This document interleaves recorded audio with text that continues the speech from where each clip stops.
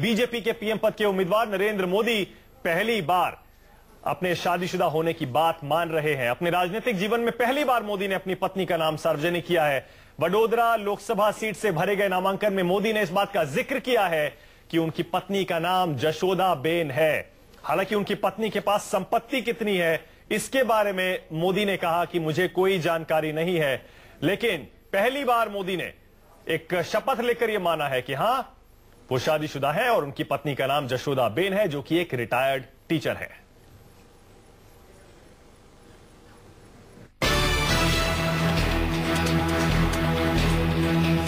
जशोदाबेन नरेंद्र मोदी की पत्नी है। इस सच से पर्दा उठ चुका है कि नरेंद्र मोदी की शादी नहीं हुई। मोदी ने इस सच को स्वीकार कर लिया है कि उन्होंने जशोदाबेन के साथ 7 फेरे लिए और 7 जन्मों तक साथ रहने की कस्में खाई।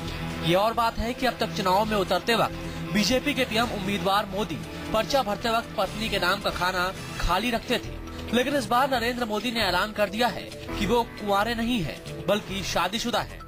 भले ही जिसके साथ मोदी ने अग्नि को साक्षी मानकर 7 फेरे लिए अब वो उनके साथ नहीं है, लेकिन सरकारी कागजों में अब नरेंद्र मोदी की पत्नी के तौर पर जो नाम दर्ज है वो है जशोदाबेन का।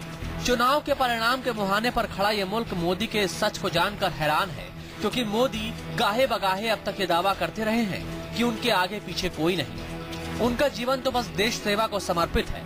लेकिन अब सवाल उठ रहे हैं कि आखिर मोदी ने खुद को शादीशुदा होने की बात को पर्दे में क्यों रखा। जिसने शादी कर जन्मों तक साथ निभाने का वादा किया उसे उसका हक क्यों नहीं अदा किया, यहाँ तक कि उसे पत्नी का दर्जा देने की बात को भी दुनिया से क्यों छिपाए रखा। और दूसरा है भाइयों,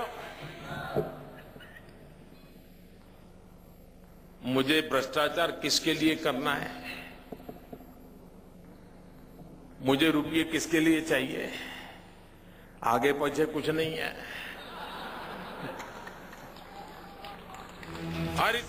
लेकिन सुप्रीम कोर्ट ने सच को उधेड़ कर रख दिया। सुप्रीम कोर्ट ने इस बात को जरूरी बना दिया था कि हर उम्मीदवार को परिवार की जानकारी देनी होगी, जिसमें पत्नी का भी जिक्र था। सुप्रीम कोर्ट ने उम्मीदवार को संपत्ति का ब्यौरा देने के भी आदेश दिए थे। हालांकि इससे पहले मोदी अब तक 4 बार विधानसभा चुनाव जीत चुके हैं, लेकिन नामांकन भरते वक्त कभी इस बात का जिक्र नहीं किया गया कि उनकी पत्नी कौन है। हर विधानसभा चुनाव में इस सवाल से भागते रहे थे मोदी, लेकिन अब ये सच सबके सामने है। बुधवार को वडोदरा से मोदी नामांकन भरने गए थे। 30 अप्रैल को चुनाव है। बनारस से भी वो किस्मत आजमा रहे हैं, लेकिन मोदी अगर नामांकन के वक्त ये नहीं बताते कि उनकी शादी हो चुकी है तो उनकी उम्मीदवारी रद्द हो सकती थी। इस खौफ ने मोदी के चमकते हुए चेहरे से चुप्पी की पन्नी को उतार फेंका। मोदी की पत्नी 62 साल की जशोदाबेन अपना पूरा नाम जशोदाबेन नरेंद्र भाई मोदी लिखती है। सरकारी स्कूल में शिक्षक के पद से रिटायर हो चुकी है। गुजरात के वाडनगर में रहती है। 17 साल की उम्र में जशोदाबेन की मोदी से शादी हुई, लेकिन साथ छूट गया। लेकिन कानूनी तौर पे वे अब भी नरेंद्र मोदी की पत्नी है। मैं कभी उनसे मिलने नहीं गई और हम लोग कभी संपर्क में नहीं रहे। मुझे नहीं लगता कि वो मुझसे कभी बात करेंगे। मैं चाहे कुछ भी कहूँ, मैं कभी नहीं चाहूंगी कि उससे उन्हें कोई नुकसान पहुँचे।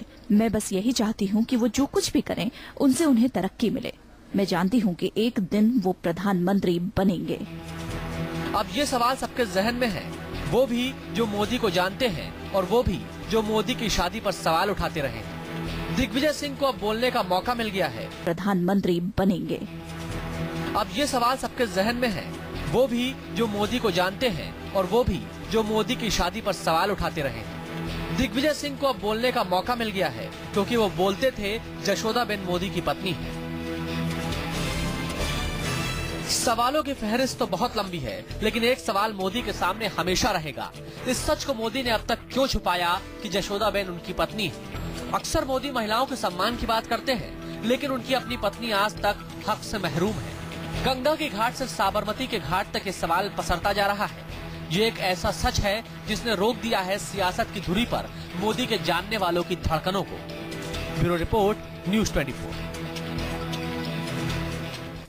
तो देख रहे हैं आप, एक तरफ 14 राज्यों की 91 सीटों पर वोटिंग शुरू हो चुकी है सुबह सुबह, वहीं दूसरी तरफ बात यह हो रही है कि नरेंद्र मोदी ने आखिरकार शपथ लेकर जब अपना एफिडेविट फाइल किया, पर्चा फाइल किया वडोदरा सीट के लिए, तो उन्हें मजबूरी में ही सही ये मानना पड़ा कि वो शादीशुदा हैं। हमारे साथ रश्मि सक्सेना जी भी जुड़ गई हैं, सीनियर जर्नलिस्ट, पॉलिटिकल कमेंटेटर। स्वागत है रश्मि जी आपका भी।